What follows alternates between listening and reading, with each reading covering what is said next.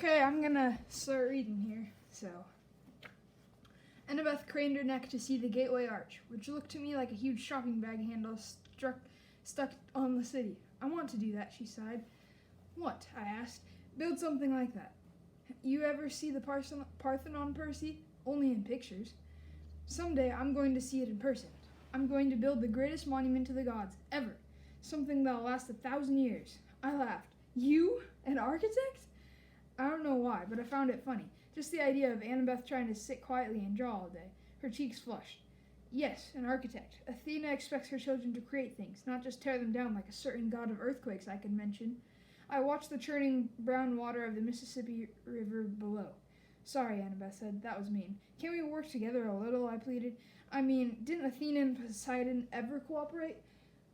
Annabeth had to think about it. I guess the chariot, she said tentatively. My mom invented it, but Poseidon created horses out of crusts of waves, so they had to work together to make it complete. Then we can cooperate too, right? We rode into the city, Annabeth watching as the ark disappeared behind a hotel. I suppose, she said at last. We pulled into the Amtrak station downtown. The intercom told us we'd have a 3-hour layover before departure for Denver. Grover stretched before he was even fully awake. He said, "Food." Come on, goat boy, Annabeth said, sightseeing. Sightseeing? The Gateway Arch. This may be my only chance to ride to the top. Are you coming or not? Grover and I exchanged looks. I wanted to say no, but I figured that if Annabeth was going, we couldn't very well let her go alone. Grover shrugged. As long as there's a snack bar without monsters. The ark was about a mile from the train station. Late in the day, the lines to get in weren't that long. We threaded our way through the underground museum, looking at covered wagons and other junk from the 1800s.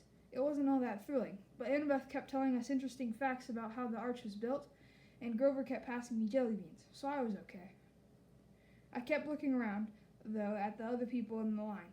You smell anything? I murmured to Grover. He took his nose out of the jelly bean bag long enough to sniff.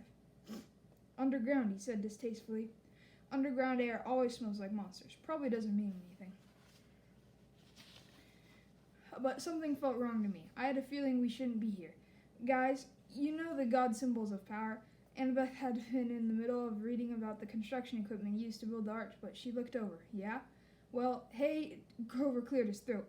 We're in a public place, Percy. You mean our friend downstairs? Right, I said. Our friend way downstairs. Doesn't he have a hat like Annabeth's? You mean the Helm of Darkness? Annabeth said. Yeah, that's a symbol of power. I saw it next to his seat during the Winter Solstice Council meeting. He was there, I asked?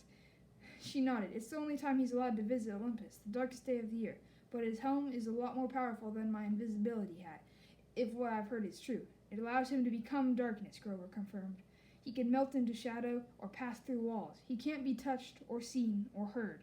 And he can radiate fear so intense it can drive you insane or stop your heart. Why do you think all rational creatures fear the dark? But then, how do we know he's not right here, right now, watching us, I asked. Annabeth and Grover exchanged looks. We don't, Percy, Grover said. Thanks, that makes me feel a lot better, I said. Got any blue jelly beans left? I'd almost mastered my jumpy nerves when I saw the tiny little elevator car we were going to ride to the top of the arch.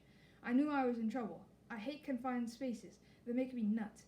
We got shoehorned into a car with this big fat lady and her dog, a chihuahua with rhinestone collar. I figured maybe the dog was a seeing eye chihuahua because none of the guards said a word about it. We started going up. Inside the arch, I've never been in an elevator that went in a curve, and my stomach wasn't too happy about it. No parents, the fat lady asked? She had beady eyes, pointy, coffee-stained teeth, a floppy denim hat, and a denim dress that bulged so much she looked like a blue jean blimp. They're below, Annabeth told her, scared of heights. Oh, the poor darlings. The chihuahua growled. The woman said, Now, Sonny, behave. The dog had beady eyes like its owner, intelligent and vicious. I said, Sonny, is that his name? No, the lady told me. She smiled, as if that cleared everything up. At the top of the arch, the observation deck reminded me of a tin can with carpeting. Rows of tiny windows looked over the city on one side and the river on the other. The view was okay, but if there's anything I like less than a confined space, it's confined space 600 feet in the air. I was ready to go pretty quick. Annabeth kept talking about structural supports and how she would have made the windows bigger and designed a see-through floor. She probably could have stayed up there for hours, but luckily for me, the park ranger announced that the observation deck would be closing in a few minutes. I steered Grover and Annabeth toward the exit, loaded them into the elevator, and I was about to get in myself when I realized there were already 2 other tourists inside. No room for me. The park ranger said, "Next car, sir." "We'll get out," Annabeth said. "We'll wait with you." But that was going to mess everybody up and take even more time, so I said, "Nah, it's okay. I'll see you guys at the bottom." Grover and Annabeth both looked nervous, but they let the elevator door slide shut. The car disappeared down the ramp. Now the only people left on the observation deck were me, a little boy with his parents, the park ranger, and the fat lady with her chihuahua. I smiled uneasily at the fat lady. She smiled back, her forked tongue flickering between her teeth. Wait a minute. Forked tongue? Before I could decide if I'd really seen that, her chihuahua jumped down and started yapping at me. Now, Sonny," the lady said. "Does this look like a good time? We have all these nice people here." Doggy, said the little boy. "Look, a doggy." His parents pulled him back. The chihuahua bared his teeth at me, foam dripping from his black lips. "Well, son," the fat lady sighed, "if you insist." I started foaming in my stomach. Did you just call that chihuahua your son?" "Chimera, dear," the fat lady corrected. "Not a chihuahua. It's an easy mistake to make." She rolled up her denim sleeves, revealing that her skin of her arms was scaly and green. When she smiled, I saw her teeth were fangs. The pupils of her eyes were sideways slits, like a reptile's. The chihuahua barked louder, and with each bark it grew, first to the size of a Doberman, then to a lion, then the bark became a roar. The little boy screamed. His parents pulled him back toward the exit, straight into the park ranger, who stood, paralyzed, gaping at the monster. The chimera was now so tall its back rubbed against the roof. It had the head of a lion with a blood-caked mane, the body and hooves of a giant goat, and a serpent for a tail. A 10-foot-long diamondback growing right out of its shaggy behind. The rhinestone dog collar still hung around its neck, and the plate-sized dog tag was now easy to read. Chimera, rabid, fire-breathing, poisonous. If found, please call Tartarus. Extension 954. I realized I hadn't even uncapped my sword. My hands were numb. I was 10 feet away from the chimera's bloody maw, and I knew that as soon as I moved, the creature would lunge. The snake lady made a hissing noise that might have been laughter. "Be honored, Percy Jackson. Lord Zeus rarely allows me to test a hero with one of my brood, for I am the mother of monsters, the terrible Achnida." I stared at her. All I could think to say was, "Isn't that a kind of anteater?" She howled, her reptilian face turning brown and green with rage. "I hate it when people say that. I hate Australia, naming that ridiculous animal after me. For that, Percy Jackson, my son shall destroy you." The chimera charged, its lion teeth gnashing. I managed to leap aside and dodge the bite. I ended up next to the family and the park ranger, who were all screaming now, trying to pry open the emergency exit doors. I couldn't let them get hurt. I uncapped my sword, ran to the other side of the deck, and yelled, "Hey, Chihuahua!" The chimera turned faster than I would have thought possible. Before I could swing my sword, it opened its mouth, emitting a stench like the world's largest barbecue pit, and shot a column of flame straight at me. I dove through the explosion. The carpet burst into flames. The heat was so intense it nearly seared off my eyebrows. Where I had been standing a moment before was a ragged hole in the side of the arch, with melted metal steaming around the edges. Great, I thought. We just blowtorched a national monument.